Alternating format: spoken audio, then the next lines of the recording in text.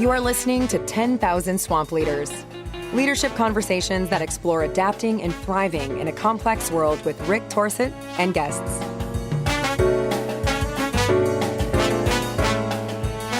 Hi, everybody.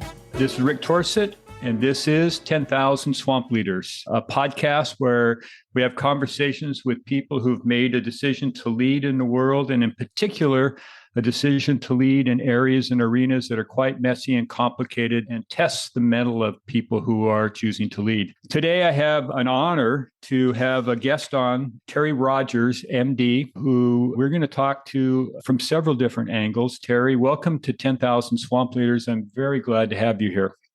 Thanks, Rick. It's kind of you to invite me. You're welcome.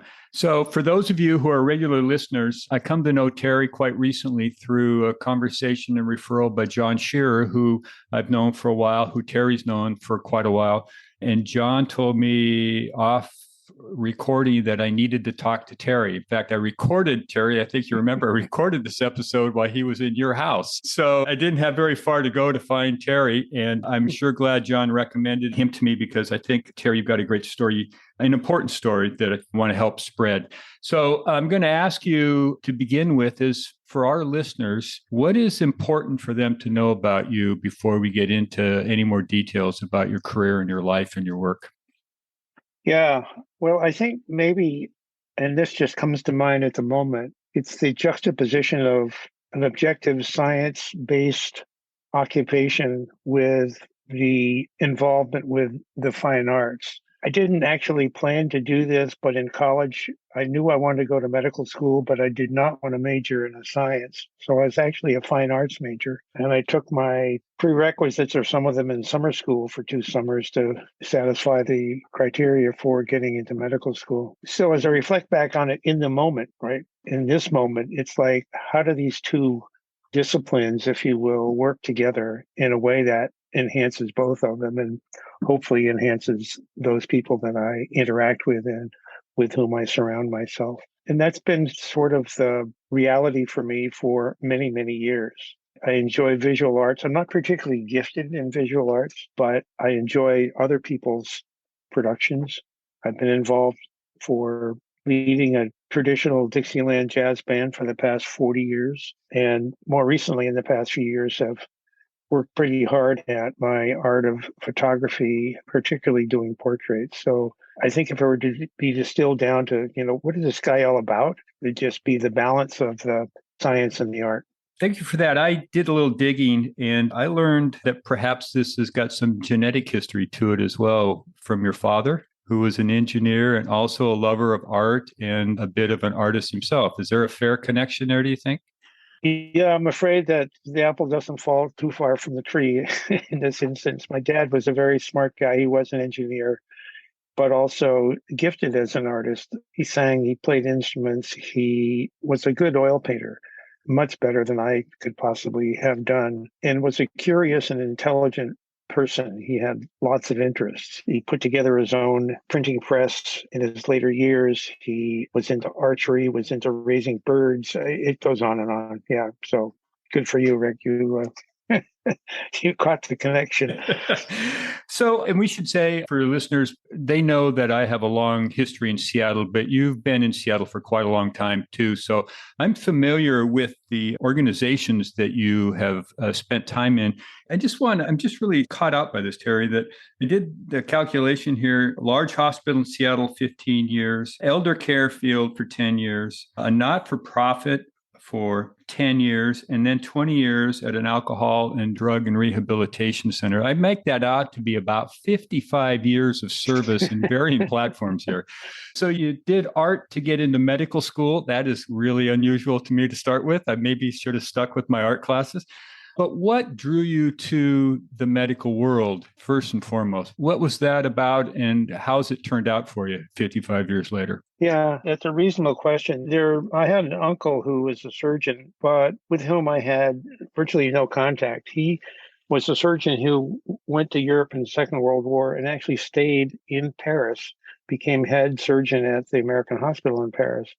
And I never met him until late in his life, actually. My family was all, my dad, my brother were engineers. My mother and my two sisters were teachers. And I had toyed with the idea of becoming a music teacher, actually. I really am involved in music. At the end of my junior year in high school, I was chosen to represent the U.S. in a program sending scouts. I was active in the Boy Scouts, had become an Eagle Scout, and was chosen to represent the U.S. in a program spending 6 weeks in Europe. At one of the young mentors in that program was a person who was in medical school at the time, and I got to know him pretty well, became quite friendly, and it occurred to me, hey, maybe this is what I should be doing. And so from that point on, that's kind of where I pointed myself. And then you get through medical school and you become a doctor. You went to Cornell. So help us get from Cornell to Seattle. And where did you begin and what was that like? Right. So just a word about Cornell, at least I think it's important. My grades in college were okay, but not superb. And I had sort of a varied background. I was fortunate to come down for an interview at Cornell and met at the time the dean and director of admissions, who was a person who understood or was willing to take gambles on people who didn't have a strict scientific background. And our class actually had a number of people like that. We had an engineer from Stevens Tech. We had a concert pianist from Yale who, after a distinguished orthopedic career, went back to music school and is now in his 80s performing Mozart concertos with orchestras, that sort of thing. And so he saw something in me. And I've always been grateful for that. We became good friends, and I have a gratefulness about that. I interned in Philadelphia, and at the end of my internship, was obligated to go into service. This was in the late 60s, where every male physician was conscripted into the service. I don't know if people understood that, but you couldn't not go in the service. And so I chose to go in the Air Force. And I had 1 year of residency to spend before I was obligated to present myself. I had a handful of friends who had gone to Seattle, University of Washington for training. My dad actually was a engineer for the Boy Scouts of America, and his area of supervision was the Northwest, and he'd always come back with stories of Seattle in the Northwest. So I pulled a string or two and was accepted into the University of Washington program. Came out for a year, then went into service for 2 years as a flight surgeon and came back to Seattle to finish my training in internal medicine and then in pulmonary and critical care medicine. And then finishing that in 1973, I had a lot of trouble deciding where I was going to go work. So I eventually accepted a position at Springfield Hospital in Springfield, Massachusetts, thinking it being back on the East Coast, closer to family, was the right thing to do. And after a little less than 2 years, I had been offered a job to come back to Seattle. And after some pondering and some teeth gnashing, we decided to come back. And so I've been here ever since and never looked back, actually. So take us through a little bit your medical career. And then I do want to make a jump because somewhere in there, probably early on, but somewhere in there, you begin to become a manager and a leader in these organizations. And I would like to touch a little bit on your learnings and your experience in that role inside the medical world, because as you know, we were discussing, that's a bit of the focus of this conversation and this podcast. Sure. There's another piece we want to bring into play here, but just walk us through a little bit about your journey as a physician, maybe bridge for us where you start to find yourself in positions of having authority and leading capacities in these organizations. Yeah, thanks. It's hard to put it all together, but there are little pieces that I think make sense when looking back on it from this vantage point. When I came back to Seattle, I decided I wanted to specialize in lung disease and its associated critical care piece. That was a very nascent sort of specialty at that time. Modern critical care medicine really never started until the realities of the Vietnam conflict, where very sick and acutely injured soldiers were able to get to tertiary care in a very short period of time. And so a lot was learned about acute care medicine at that time. And I was drawn to it for that. And for another reason, at the time when I first trained here in Seattle, there was a tuberculosis sanitarium was part of our training. We don't think about that now, but 40 or 50 years ago or 60 years ago, there was a hospital that once had almost 2,000 patients in it of tuberculosis. Yeah. So anyway, that was sort of the start of it. When I went in the service, I was a flight surgeon. In a short period of time, I was in charge of 6 docks or 7 docks at our base. So that was a bit of a leadership to dip into the realities of same. And when I came back to Seattle to finish my training, went to Springfield and then came back to Seattle, I joined a multi-specialty clinic that at the time I was the 21st physician in that clinic. It now has about 250 physicians, but that's this way back when. And after, as we decided to, or as we addressed the issue of growing as a clinic and as a presence in Seattle, I became president of that clinic through a major building program. And it's interesting when you think about, I didn't necessarily plan this at the time, but here's something that happened that I think is relevant to our conversation today. There was the president of the clinic who, in addition to doing all his practice work, did the president stuff also. But we had a little executive committee, so we would meet on a weekly basis. And one of my colleagues was, or lack of a better word, was sort of a doubting Thomas, sort of dart throwing, I don't like this sort of thing, a critical person. And when it was a struggle for the clinic to respond to that person's approach to being part of the clinic. So in a moment of perhaps inspiration, perhaps frustration, I'm not quite sure, I went to visit him and I said, Bob, I'm going to be president of the clinic and I want you to be on the executive committee. He said, what? He said, all I do is be critical. I said, great. That's what I want you to do. I want you to be part of the executive committee. And it was a learning experience for me. I'd love to tell you that it all went smoothly. It didn't, but it went okay. And it was a lesson for me about, there may be an element of truth, and there probably is an element of truth and whatever, and to have this balance of the people who are saying yes and yes with someone who has been critical of and makes a living doing that. It was a learning issue for me, and I appreciated that. And we did okay. We continued to expand and to do things that we needed to do. So I'm just curious, did that experience and having that critical voice inside a collective where, as you say, a lot of times people can be yes people to the leader, is that a kind of framework that you carried with you over your career? Was that something that you paid attention to and sought out? Yeah, actually it did. I spent 15 years in the clinic. I left it, and I had, in the meantime, I also spent half of my time at the major hospital running the division of respiratory and critical care, which oftentimes is a challenge to, particularly with addressing physician behavior. We're not very good at that within the medical profession of pointing out and saying, hey, Joe, you really shouldn't be doing this. It's an issue that's still present today, and I'm sorry that it is, but that is the way it is. So I had the opportunity to interact with those who either were behaving in a way that was not particularly beneficial or helpful to those around them, but to seek them out and to see what was really going on with it. Was it that led them to either behave or interact in ways that were not seen by others as positive? I think it has been helpful. And then when I was recruited to go down and work for the insurance company, and by the way, some of those jobs that you outlined were concurrent. So it was not one, then to the next, and then to the next. I'm thinking particularly with a person who was running our claims department. Now, the insurance company was a fairly large outfit. We were back in early 90s, we're $1 billion company. We were spending $5 to $6 million a day on healthcare. So it was not insubstantial. The vice president of claims was a very by the book, rules-oriented, strict, and had interest in everyone else's business.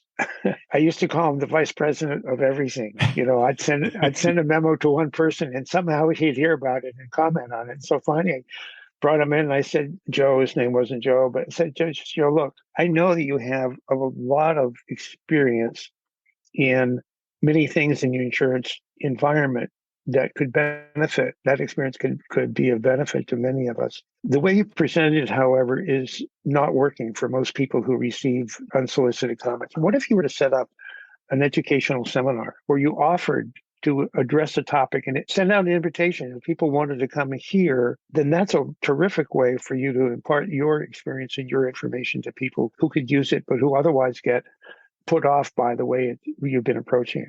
I said, oh, yeah, that's a pretty good idea, which he did, and it worked. And we actually became very good friends and in a small venture later, a small business venture partners. So, yeah, I think you may not like the style someone who is being critical or observant of ways in which you do it. You may not like the content, but hidden in there may be something that is valuable, not only for you, but for the organization that you represent. So Terry, this is, I think, a really useful place to take a pause and maybe pull from you that small bit of knowledge or wisdom or experience that recognizes those kind of distinctions in people, because I think that a lot of times people can be really put off by the irritating behavioral part that is reoccurring and block out everything and just not see it. So, given that we have people who listen to this who are further back on the journey than you and I are, what advice or what kind of coaching do you have for those people about how they can help themselves to hear the subtlety of the value of a difficult conversation or a difficult complaint and pull out of it what's useful there? What's the trick? What's the thing you're doing there? So let me take you back to one of the first, I think it was one of the first nights that I was an intern in Philadelphia. We had a fairly skeleton crew, and when we were assigned to the emergency room as an intern, so you're 2 or 3 months out of medical school, and you're the only physician. Now you can call on a surgeon or somebody to come down and see a patient. One Friday afternoon, and I'll get to answering your question. It's part it's part of the story. One Friday afternoon, a woman came here. Her husband brought his wife in. She had been struck as a pedestrian by a car in a crosswalk, and her leg hurt. So I examined her, and there was no visible outside damage and whatever. And I thought she was just bruised. And I said, look, I think you're going to be okay, and sent her home. I didn't consult the orthopedist. I didn't consult the surgeon. I didn't do an x-ray. I just thought, yeah, I know. So Friday nights were tended to be quite busy in that emergency room. We were the third busiest ER in the city of Philadelphia, actually. And around 8 o'clock or so, I got a call from her husband say, Judy's leg is really hurting. And I said, well, whatever. And I pulled I'm the doctor and I know best kind of play, right? I said, well, I know, but if you want to come back, let's come back. We'll do what we can. In the meantime, it's busy. They came back and waited 4 or 5 hours and got an x-ray. And sure enough, the story is her leg was broken. Her bone was broken. And so one of the most common and useful varieties of nutrition for medicine is humble pie. And I sort of groveled to them, and I was very apologetic. And I said, I'm really sorry, but that I missed this earlier than you've had to wait so long, but you do. And it was a broken fibula, so it was not the major bone, but nonetheless, it was broken. And that was an extraordinary learning experience for me, and has sustained me for quite some time, actually, is that when I find myself getting aggrieved or righteous about something, reactive, I say, Terry, slow down and stop. You are missing something here. And I've used this, I've been a full professor of clinical medicine at the university, and I say this over and over and over again to interns, residents, and medical students, that the worst kind of characteristic that you can have, the most dangerous, is certainty in medicine. Because once you're certain that this is what it is, you shut out the possibility of seeing what really is going on. So when I find myself being reactive and certain about something, I step back and say, okay. The other component is something that John Scherer taught me, and perhaps he mentioned it in your conversation with him, is that when you are reactive about somebody or something, because we all have those people in our lives, stop and ask the question, what is it that they get that you wish you had more of? I've heard him say that before. That's not what I thought you were going to say. I'm glad you did. Yeah, it's like there's a part of me, without going into John's program and so forth, but he talks about you wake up and boot up in the morning, you become this person automatically that you want people to think of you in positive and helpful and complimentary ways. And so that we don't want to be seen as something who at the opposite end of the spectrum, like we're mean or we're insensitive or we're hurtful or whatever. But the fact remains that we have all of those characteristics within us, and that there's something to be learned from the negative side that can help us be more potent, more effective, more capable on our good side, if you will. That's sort of a 2-minute piece about that. But that's exactly right. It's like, okay, if I'm reactive to somebody, I sit back and ask, what am I missing? And how could I be helpful about that?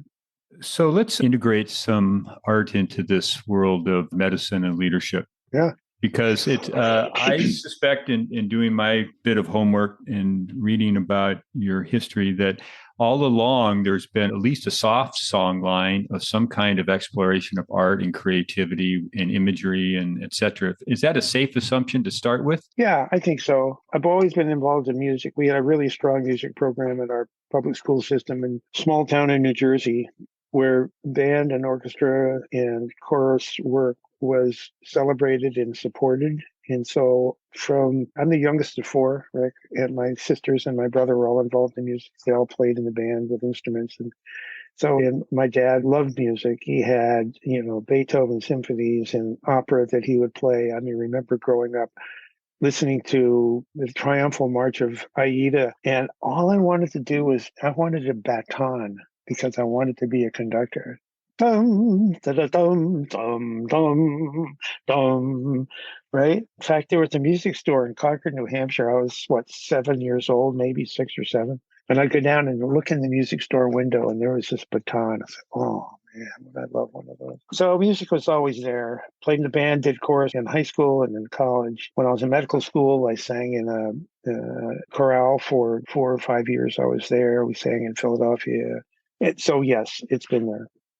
And where did the camera come into your life in photography? I have to blame my father once again. He was a good photographer, actually, back in the day. And I think he gave me, or I had access to an old Leica way back when. In the medical school, I had a Leica and a Rolleiflex, both of which were stolen from my dorm room, actually. And so I used to do street photography in New York City. And I'd have the film, they'd just do contact prints. It developed a film for me. And then I'd take the film and I learned somehow, I figured this out, that the pathology department had dark room. And so on Saturday night when nobody was there, I'd sneak over to the dark room and make my prints and carry it on that way. And I just rediscovered some of them not too long ago. It was kind of fun. When I went in the service, I bought a nice camera in the PX in Germany, actually. I bought a Japanese camera and did family photos off and on as the kids grew up, but never really got back into it, Rick, until about a little less than 15 years ago. So I've been married twice. I have 3 adult children in their 50s. I have 6 grandchildren, 2 of whom are out of college. 1 in college, 2 in high school, 1 in middle school. Karen and I, my second wife, had 2 children. I have a daughter who's 34, is an ICU nurse at Cedars-Sinai in Los Angeles, and had a son, Luke, who we lost at age 19 in a boating accident.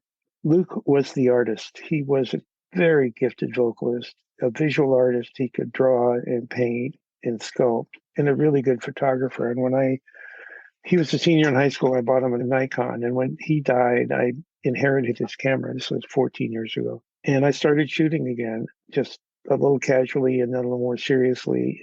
I decided I needed to learn more about photography. And it's a discipline where the more you learn, the deeper your hole of ignorance becomes. And so did YouTubes and online courses and in-person courses, and did many sessions at a studio north of us where you could rent time for an hour or so with models and learn lighting and all of that. And I did a couple of trips. My brother and I went to Cuba, and then I did a trip to the Eastern Sierras, and then a more extended trip with a group in Southwest. And it was during that trip that it occurred to me that I was more interested in actually capturing images of the people who were on the trip than I was of capturing the geography of the trip itself. And it became evident to me that this was what I not only wanted to do, but at some basic level needed to do. And thank you for accommodating me just carrying on with this very long answer, but it all ties together. One of my positions had been as a medical director of Unique Way of Caring for Frail Elderly People. It's a wonderful program. And I offered to do some portraits of their workers, which then expanded into doing portraits of the participants. And that expanded into other programs associated with this Providence system. So I ended up over time doing a couple thousand portraits, actually, of elder people and their caretakers. And by that time, the die was cast. I mean, there was no turning back. So, and it's just gone on from there. As the medical director of the program, the Drug and Alcohol Treatment program that I did for 20 years. I started to offer portraits right at the beginning of the pandemic, and that had to be shut down. And after the pandemic was mostly over, I started again a year or so ago. And those are some of the images that you've seen. Yeah, so let's talk about it a little bit. This was the point where John, in my conversation with him, thought that you and I should talk. He told me about the book and the portraits. And I honestly didn't really fully understand, therefore appreciate what he was trying to convey, because I don't think words actually capture the images. And then you and I exchanged, and you sent me a PDF version or a portion of the book. And I find that very arresting. And I'm going to ask you to explain the book. What I will say as a starting point is it was stunning to me to see the before and after pictures of these people. And for some reasons we can get into here beyond just the photography, I think. But tell people what it is that the book contains. And I also think useful is, what did you see that led you to this? Because I'm imagining the first portraits, I mean, something's going on there that you saw and understood there was something here happening that was useful for them, much less whether you turned it into a book or not. Right. Where to start? So let me start, Rick, by talking a little bit about substance abuse and addiction. It's a polarizing topic for many people, but I think it's fair to say that there isn't anybody who is listening to this podcast whose life has not been impacted by drug and alcohol use. A sibling, a coworker, a parent, another relative, a neighbor, a churchgoer, whatever. I mean, it's a ubiquitous and all too present issue. I got started in the field of addiction medicine almost by chance. I was asked to consult with this organization because they were having a struggle with the insurance company that I used to work for. And at the end of that successful consulting gig, the CEO said, "Terry, I'd like you to become our medical director." And I said, "No, I don't want to do that." And he said, "Why not?" And I said, "Well, I don't want to work full time and I don't want to do any clinical medicine." And he said, "Well, how about if I pay you for 10 hours a week to be our medical director and I'll hire ARNPs to do the clinical work." I said, "I'll try it for 3 months." And that was 1990 or 91. 99 or 2000. And for 15 years, Rick, I didn't actually see patients. It wasn't until about 5 years ago that our then medical person went off to practice solo, and he asked me to step in and start seeing patients. So I've been seeing patients again for the last 5 years or so. The treatment of this disease, and it is a disease, it rests upon education, counseling, person-to-person contact, movies, lectures, whatever. It sets the stage. It's an educational and supportive sort of process. The ultimate success is measured or is attained not so much by absorbing all this information and saying, "Oh yeah, I got it. I'm just not going to do this anymore." I think it's a lot more powerful and a lot more primitive than that. There's something that has to happen inside that person's head. There's a little switch that has to go from one side to the other side. I'm a drinker, I'm a drinker, I'm a drinker. Click. I'm a not drinker. I'm a not drinker. I'm a not drinker. We don't have, as therapists or as teachers or whatever, we have no control over that switch. And I don't think the person themselves have a conscious control over it also. But there's something that's there. And when it happens, it's like, "Yep, I'm done. Not doing this anymore." I mean, the harsh fact is that all substances which are abused, and particularly alcohol, are toxic poisons. There is virtually no benefit to the human body to be exposed to toxic poison. So it was in that setting that I started seeing patients again and seeing what was going on with them. So the book is actually a picture book. When patients are admitted to our 28-day program, and why 28 days? There's no magic. It's because people won't pay for more. They have a very primitive mugshot taken with a point-and-shoot camera, which is for ID purposes. So it goes on their chart. It goes in the counseling center so people know who is who. We have about 85 or 90 patients at any time.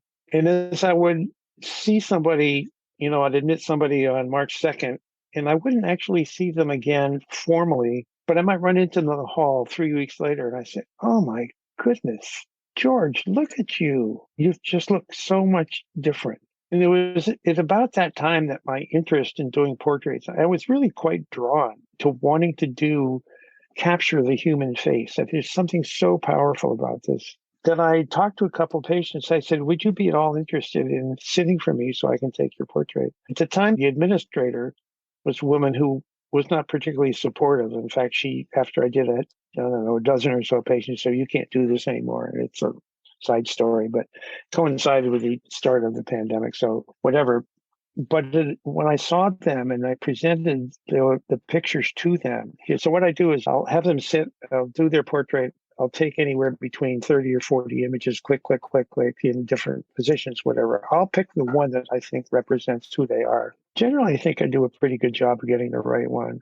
I will then print that one in black and white, and I will print their mugshot, which is a little blurry color one, and I'll give them a copy of each of them. And when I do that, it's a moment of, I don't know how else to say it, they're generally stunned. They either will say, "Oh my God, look at this," or they'll not say anything, or they'll start to cry. And then, of course, I have to have a tear or two also. So once you drink that nectar, once I drink that nectar, I'm screwed. I can't not do this anymore. And I put the first few, the book images that you saw from the first 100 or so. I started this project in mid-September, just a little over a year ago. And to date, I've done 550 patients. 550 patients in a year? Yes. Yes. Oh, my goodness. Yeah. And there's no end in sight. What's happened is it's become part of the therapy program. Yeah. And I'll share a very personal story with you. Our 34-year-old daughter got married this summer. She's a hardworking, really good post-open heart surgery nurse in a very busy intensive care unit. She got into nursing a little bit later in life. She had worked in business and whatever and decided she wanted to go nursing, so I had to take her prereqs and then go to nursing school, whatever. About 5 weeks ago, a Friday afternoon, she was to come to Seattle to help drive her friend from Seattle to Portland. And she called in distress from the airport in Los Angeles in Burbank. She was in tears, distraught. I said, "Cara Beth, what's up?" She said, "Dad, I need help. I've been abusing Adderall, alcohol, and marijuana." And I, smart doctor as I am, actually, I knew that she liked beer and wine, but I had no idea that this is where she was in her life. So within an hour, I had her phone evaluation, and she was admitted to a program down there on the following Monday. I had given her a physical copy of this book, and she told me in a note about 3 weeks ago, she said, "Dad, I have to tell you, I was waffling about being admitted. Well, maybe I'm not that bad. Maybe I can control this, whatever. She said, my husband took the book that you had given us and sat me down and held me, and we looked at those pictures, and she said, I want to be one of those black and whites." So I told that story to the president of our organization, and he immediately ordered a dozen books and have them now in each outpatient office as a incentive, as a visual representation of what's possible. And when I give these people their pictures, I tell them, you've got a choice. Which of these two people do you want to be? That is something over which you do have some control. So it's become, as I say, an important part of the therapy progression, the incentive, and for some, the reward. It doesn't mean that they are cured. There is no cure. I've been sober, Rick, for 40 years. I woke up one morning 40 years ago and said, I don't want to be this person. I don't want to do this anymore. So I haven't had a drink in 40 years. I don't think I've missed anything. I'd love to tell you that the temptation goes away. It doesn't. It's not overwhelming, but it's there occasionally. You just learn to dance with it. It's like, yeah, cool. It's there. Big deal. So anything that can add to the attachment, the commitment to living a full life without additive chemicals, and particularly those that are, quite frankly, poisonous, is for me quite rewarding. I consider it an enormous gift on the part of people, many of whom I don't know, will have met only. I mean, I was there I go every Wednesday to do portraits. I did 13 people in an hour. They're in and out. I mean, I've got the patter down and so forth and so on. But in that moment, at some point in that exposure to them, they're willing to actually show me exactly who they are and let me capture that. And I consider that a very, very special gift to me. So the limitations of podcast is it's all audio. I know. So I'm going to tell people who are listening that I will put into the show notes of the podcast your website. And if you have other information about how they can find the book, then you can give that to me and we'll put that in the show notes so people can. And I say that because for two reasons. One is, as I was going through them, the difference that you're describing is sometimes shocking for me Yeah. and hard and almost incomprehensible. There was only 28 days to get from the first image to the second image. And I thought, whatever's going on in this program and whatever these people are doing for themselves in this program is phenomenal for 28 days. And to be able to capture that point at the end is just brilliant. The other thing that popped up for me is I grew up in Bremerton, and I just about 2 months ago had a conversation. I was together with 4 men that I played high school basketball with in East Bremerton, and we were so blessed to win 2 state championships. And so these people have been in my life way before basketball, but continued to be in my life since then. And 4 of us grew up in the same neighborhood within 100 yards of each other. And we were just talking about the degree of alcoholism that existed in the adult community in our small neighborhood. And just to go down the list was stunning. And that list included my father as well, eventually, as my mother. And so my mother went through recovery. My father never did.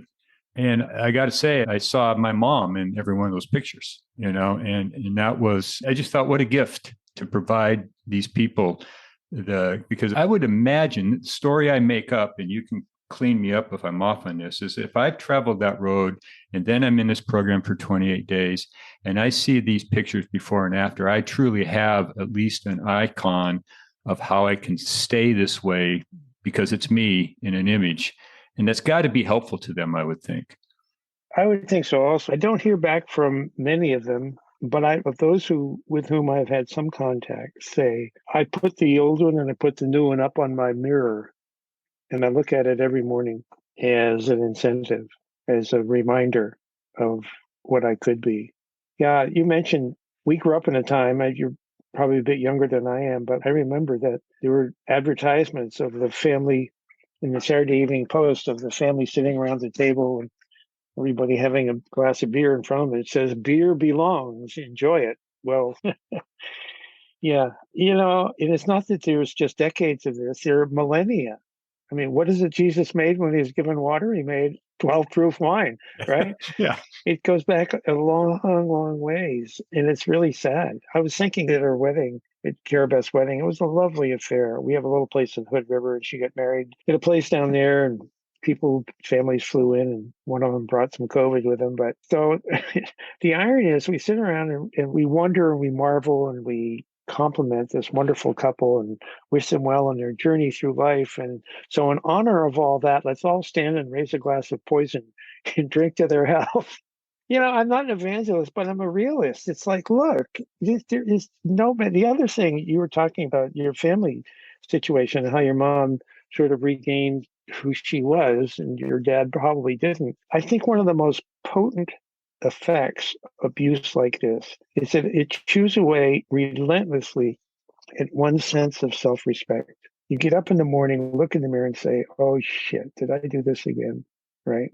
And oftentimes people in that position have nowhere to turn. They have no readily available button they can push to make things all better. There's a certain hopelessness about it. I do this over and over again and I can't seem to stop. And that's not even talking about the latest scourge, which is going to get worse before it gets better, of fentanyl and its availability across communities and so forth. But if you can give them the opportunity to gain back a little respect and admiration for who they are essentially as human beings, man, show me how to do that. Let me in. I'm ready to do that. I must say it's positive feedback for me. If I go over there, I have no idea how many people I'll shoot. I offer this to them. It's completely up to them. They volunteer to have their picture taken. There's no coercion involved whatsoever. And so I'll show up on a Wednesday. I may do 5 people. I may do 20. But whoever shows up gives me something that I find really necessary to keep on going. Well, Terry Rogers, I think I think it's probably a fair exchange. I think they're posting pictures on their bathroom mirror is an indication, a gift. Rick, thank you for that. I got to tell you that John and I have talked about this issue at some time. John is extraordinarily gifted as a counselor, teacher, mentor, program runner. I mean, he has just this natural gift. One of the dangers of being really good at something naturally is that the person who has that gift doesn't know how powerful it is because it's just who they are. I mean, my son Luke was just a gifted illustrationist, a drawer, painter, whatever. He'd sit down and and he would be drawing something. He always, as a kid, he always had a paper and pencil with him to draw. And his sister would look at him and sometimes even get mad at him. Damn it, Luke, how can you do that? Well, Luke had no idea how he did it. He just did it, right? The danger of that is that you may lose the opportunity to parlay that into something that's even better. So one of the lessons I've had to learn here is the reverse lesson. I don't know about you, but I have trouble with, I'll just say the word phonies, people who present themselves as more than they really are for whatever reason. It's the all hat, I know cows cowboy, right? The flip side of that, it equally as disturbing are those who present themselves as less than who they are. So one of the things that I have had to somewhat reluctantly embrace is, yes, there's something about Terry Rogers that allows people to relax and be who they are in front of them. And that's been a hard thing to embrace. And I'm really good at this because, we're taught, oh, you can't brag, you can't this or whatever. But in so doing, you lose the possibility of enhancing the special gift that each of us has in one way or another. There's no value in saying, oh, shucks, it's nothing. No value to anyone. It's sort of like taking the lid off, let your light shine sort of thing. So yeah, I am good at this. So when people come in and say, oh, I don't know, I take a really bad picture. I say, well, I'm glad that's true, but I take a really good one. Will you sit right here, please? Terry, is it fair to say, I mean, you're 86, is that correct? 83. 83, sorry. No problem. But this insight of what you're really good at through this photography experience, is this a new insight based on this work? Or has it been lurking there for years and it's just sort of capped it off? Yeah, I think it's been lurking. I've had many interests in whatever. People say, oh, is there anything you don't do? I've led this and I've done this and I have musician and I lead a band and I do, whatever. And I'm a pretty good auto mechanic. But when it really comes to what is fundamentally fulfilling for you, there's no value in suppressing the acceptance of that skill by yourself because you can only enhance what it is you offer others. Simple as that. Well, this is, I think, a place to stop. I truly appreciate you making time for the listeners, for myself, but mostly for the gift that you've been giving these people through your photography. And we will let everybody know how they can find the book. I'm guessing it's available for Christmas. Can we be as slightly commercial? Yeah, right. So the website to purchase it, if you have an interest, or you can actually even just have access to the PDF, is Blurb, B-L-U-R-B, blurb.com. It's a online self-publishing company, and the book is called Faces of Recovery. Okay, so this information I'll put in the show notes. So when the podcast is released, they can find it, they can click it, they can chase it down. And I'm going to just encourage you to do that because in addition to, you didn't say this, Terry, but in addition to the stark change in the pictures themselves are just fabulous. The imagery you're taking is just wonderful. So there's a lot of art inside this as well that I think is worth holding on to for people. Terry Rogers, thank you very much for visiting me in the swamp. I truly appreciate it. It's been my pleasure. I'm honored to do so, Rick. I really, really, really appreciate it. Thank you. Thank you for listening to 10,000 Swamp Leaders with Rick Torsett. Please take this moment and hit subscribe to follow more Leadership Swamp conversations.